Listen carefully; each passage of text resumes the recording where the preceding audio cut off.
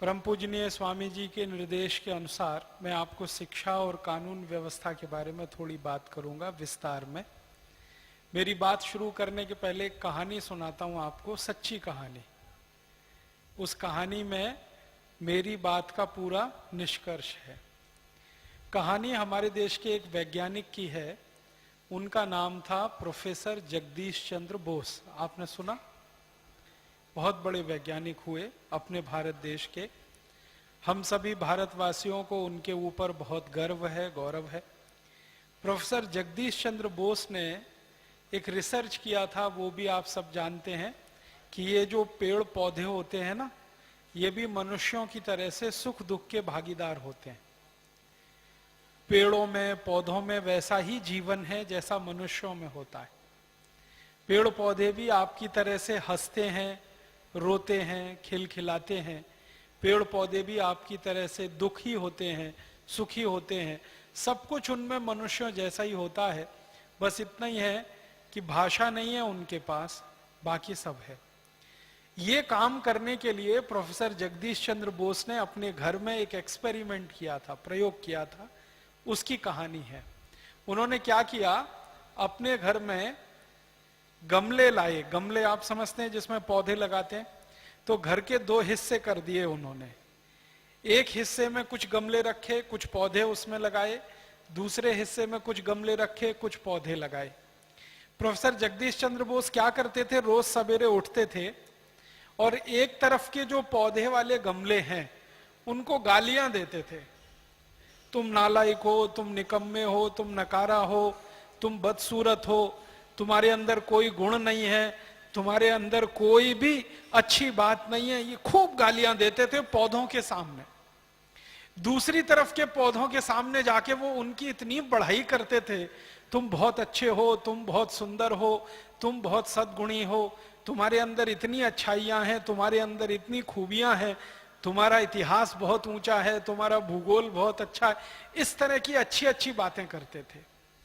6 महीने लगातार प्रोफेसर साहब ने यह परीक्षण किया। परिणाम जानते हैं क्या हुआ? जिन पौधों को वो गालियां देते थे वो सब मुरझा गए, और जिन पौधों की वो प्रशंसा करते थे, बढ़ाई करते थे, वो सब खिलखिला के दोगुनी रफ्तार से बढ़ने लगे। इस पूरी कहानी से जो मैं कहना चाहता हूं वो ये कि जब किसी को गालियां दी जाती हैं और किसी को नीचा दिखाया जाता है तो वो मुरझा जाता है, और जब किसी की बढ़ाई की जाती है, प्रशंसा की जाती है, तो वो बहुत अच्छा हो जाता है। हमारे लोगों के साथ ऐसा ही हुआ। 200 से 250 साल अंग्रेजों ने हमको गालियां दी। तुम भारतवासी निकम्मे हो, नालायक हो, नकारा हो, तुम्हारी संस्कृति खराब है, तुम्हारी सभ्यता खराब है, तुम्हारे अंदर कोई दर्शन नहीं है, तुम्हारे पास विज्ञान नहीं है, तुम्हारे पास तकनीकी नहीं है, तुम कुछ नहीं जानते हो, तुम्हारी सभ्यता ही पूरी चौपट है। ये अंग्रेजों ने हमको 200 से 250 साल कहा। एक अंग्रेज ने कहा, फिर दूसरे ने कहा, फिर तीसरे ने कहा, फिर चौथे ने कहा, फिर पांचवें ने कहा। फिर एक अंग्रेज आया जिसका नाम था टीबी मैकॉले। उसने कहा कि एक एक अंग्रेज आता है और भारतवासियों को गाली देता है, कोई ऐसी व्यवस्था बनाओ जो परमानेंट गाली देने वाली हो।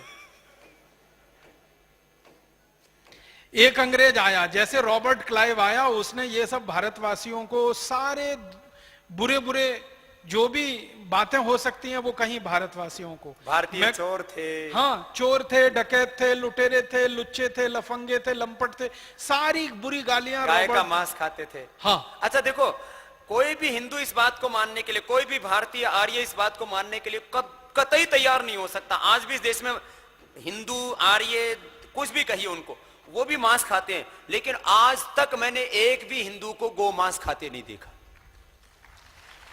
तो ये कैसे हो सकता है कि पहले खाते थे, लेकिन आज तक हमें अभी भी पढ़ाया जा रहा है, हमारी पाठ्य पुस्तकों में अभी भी है। जी राजीव जी। और इसी तरह से एक सबसे बड़ी गाली जो हमको मिली, मैं सभी गालियों में सबसे खराब मानता हूं उसको, कि हम आर्य लोग बाहर से आए और हमने भारत के द्रविड़ों के ऊपर आक्रमण और हमला करके कब्जा कर लिया। और द्रविड़ों को मारते मारते दक्षिण भारत में धकेल दिया और पूरे उत्तर भारत पर आर्यों ने कब्जा कर लिया। ये सबसे बड़ी गाली है जो हमें 250 साल अंग्रेजों ने दी। अंग्रेजों के पहले यही गाली हमको फ्रांसीसी देते थे, ऐसी गालियां देते थे हम, और अभी भी दी जा रही है। और फ्रांसीसियों से पहले ये गाली हमको पुर्तगाली लोग दिया करते थे। माने पिछले 500 साल से अगर आप ध्यान से देखें, सुने, समझें, तो हमको इसी तरह की गालियां दी गई। अब वो गालियां सुनते सुनते एक अंग्रेज आता था, गालियां देके जाता था, दूसरा आता था, देके जाता था, तीसरा आता था, देके जाता था। एक टीबी मैकॉले नाम का अंग्रेज आया, उसके दिमाग में एक आइडिया आया, विचार आया कि ये एक एक अंग्रेज भारतवासियों को गाली देता है, कोई ऐसी व्यवस्था बनाओ जो भारतवासियों को परमानेंट गाली देने वाली हो। उस व्यवस्था को उसने कहा एजुकेशन, उसी का नाम है शिक्षा व्यवस्था। और ये वो 1840 में देके चला गया, इंडियन एजुकेशन सिस्टम। हाँ, एक कानून बनाया उसने। जब वो भारत में आया तो यहां जो सबसे ऊंचा अधिकारी होता था भारत में, उसको कहते थे गवर्नर जनरल। आज उसकी हैसियत है प्रधानमंत्री की। आज का जो प्रधानमंत्री है, अंग्रेजों के जमाने में वो गवर्नर जनरल होता था। तो गवर्नर जनरल की काउंसिल का वो मेंबर होके आया था और उसको बहुत अधिकार थे, टीबी मैकॉले को। टीबी मैकॉले के लिए जो पत्र भेजा गया था ब्रिटिश पार्लियामेंट से भारत के गवर्नर जनरल को, उसमें एक वाक्य लिखा हुआ है कि ये व्यक्ति जो विचार व्यक्त करेगा वही नीति बन जाएगी। इतनी ऊंची अधिकार और अथॉरिटी के साथ उसको भेजा गया। तो मैकॉले ने आके जो सबसे खराब काम एक किया हमारे हिसाब से, और अंग्रेजों के हिसाब से सबसे अच्छा काम, कि उसने लगातार गाली देने वाला एक तंत्र बना दिया, जिस तंत्र का नाम उसने रखा शिक्षा व्यवस्था, एजुकेशन। और इस एजुकेशन में इस तरह से विषय डाले गए कि हरेक विषय भारतवासियों को गाली देने वाला सिद्ध हो, और भारतवासी लगातार ये गालियां सुनते सुनते मुरझा जाएं और आत्मग्लानि की स्थिति में पहुंच जाए, उनको अपने धर्म संस्कृतियों के प्रति घृणा हो जाए। उसने जो इतिहास बताया, हमारे देश में जो इतिहास हम पढ़ते हैं, उस इतिहास को जानबूझकर राजाओं का इतिहास बताया। आप जानते हैं हमारा पूरा इतिहास आज आप पढ़ें जो मैकॉले के द्वारा रचित है या मैकॉले एजुकेशन के द्वारा दिया हुआ है, उस इतिहास में राजाओं के बारे में ही कहानियां हैं, प्रजा के बारे में कहीं कुछ नहीं है, ऋषियों के बारे में कुछ नहीं। हमारे एक राजा से दूसरे राजा की लड़ाइयां हो रही हैं, तो सारे इतिहास में लड़ाइयां ही लड़ाइयां हैं।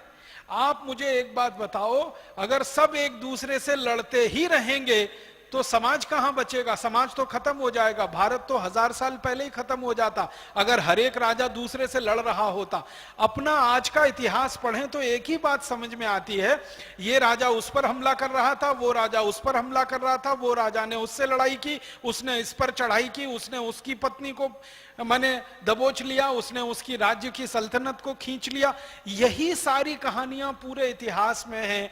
ये मैकॉले का रचित इतिहास है, जिससे हमको इतनी आत्मग्लानि पैदा हो जाए कि हमारे पुरखे तो लड़ने भिड़ने के अलावा कुछ करते ही नहीं थे। आप मुझे एक मोटी सी बात बताइए, अगर कोई समाज लगातार लड़ता रहे, झगड़ता रहे, वो वेदों की रचना कर सकता है? कोई समाज हमेशा लड़ता रहे, झगड़ता रहे, हजारों हजारों वेदों की ऋचाएं लिख सकता है?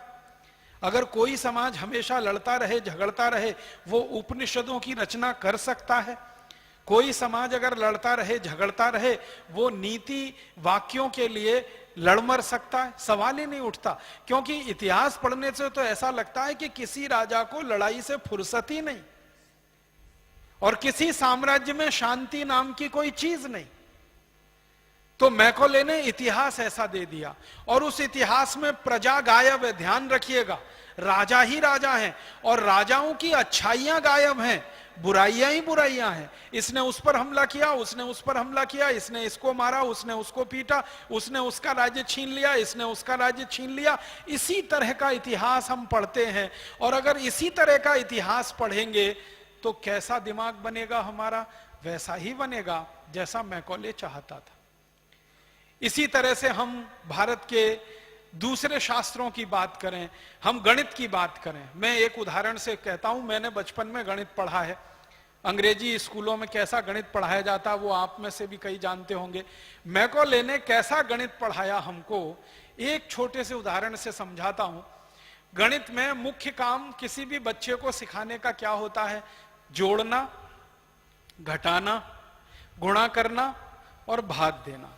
ये 4 मुख्य क्रियाएं हैं गणित में जो प्राथमिक स्तर पर हर बच्चे को सिखाई जाती है। तो हमें जोड़ना सिखाना है या घटाना सिखाना है या गुणा करना सिखाना है या भाग देना सिखाना है। तो सिखाने के लिए मैकॉले सिस्टम का सवाल कैसे लिखा जाता है वो एक सवाल बताता हूं आपको। मुझे बचपन में गणित जब सिखाया जाता था, तो आपने भी सीखा होगा, तो मुझे एक सवाल आता था, डैडी ने 10 रुपए दिए। अब ये अंग्रेजी में होता था, मैं हिंदी करके बता रहा हूं। अब डैडी शब्द है, पिताजी नहीं है, डैडी है। डैडी का माने होता है DEAD, डैड माने मरा हुआ, डैडी माने मरे हुए जैसा। ये उसका अंग्रेजी में हिंदी अर्थ है, मरे हुए जैसा।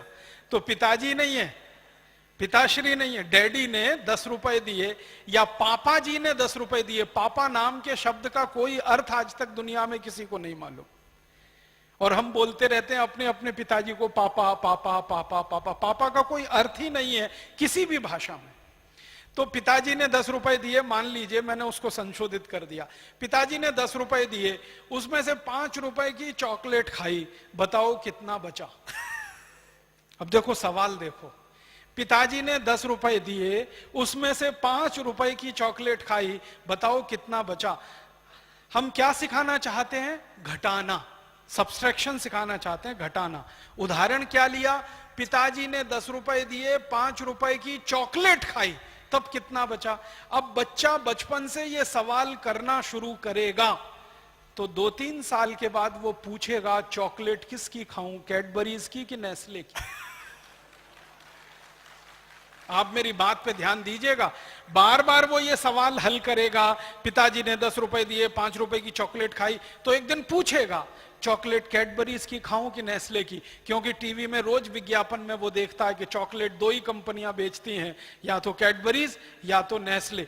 तो हमने बच्चे को घटाना नहीं सिखाया, हमने बच्चे को घटाना सिखाने के बहाने चॉकलेट का उपभोक्ता बनाया। अगर यही सवाल मुझे सिखाना हो, मैं भारतीय आदमी हूं, और वैदिक पद्धति में अगर ये सवाल सिखाना हो, या वैदिक पद्धति की ना भी बात करूं, भारतीय पद्धति में ये सवाल सिखाना हो, तो माफ करेंगे, इसको सिखाने के लिए मैं ऐसे सिखाऊंगा, पिताजी ने 10 रुपए दिए, मैंने 5 रुपए किसी गरीब को दान कर दिए, बताओ कितना बचा?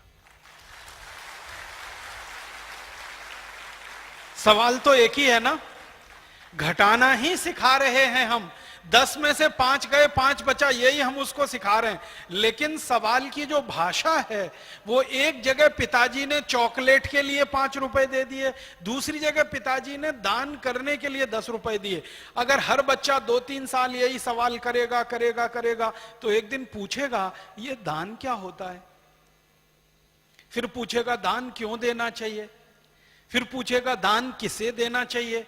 अगर वो दान के बारे में पूछने लगेगा, दान क्या होता है, क्यों दिया जाता है, क्यों देना चाहिए, तो अपने आप वो भारतीयता में आ जाएगा। और अगर 10 रुपए में से 5 रुपए की चॉकलेट खाएगा तो हमेशा वो अंग्रेजी सभ्यता में ही जाएगा। और एक उदाहरण से, मैं बचपन में जब पढ़ता था, आप भी पढ़ते होंगे, तो हमको कहते थे ऐसे लिख के लाओ। हमको होमवर्क दिया जाता था, ऐसे लिख के लाओ। तो हमारी टीचर को क्या विषय सूझते थे ऐसे के लिए? वो कहती थी तुम पिकनिक मनाने गए, उस पर ऐसे लिख के लाओ।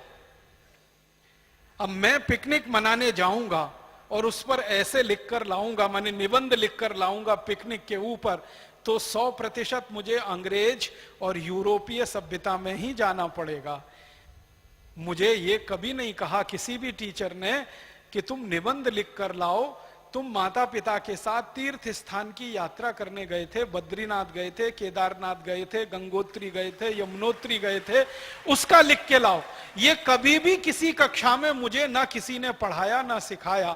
मुझे हमेशा ये सिखाया ऐसे लिख के लाओ। पिकनिक पर गए, और पिकनिक पर गए तो डबल रोटी ले गए, पाव रोटी ले गए, टमाटो केचप ले गए, तो बटर ले गए, तो ये सब यूरोपीय सभ्यता की चीजें ले गए।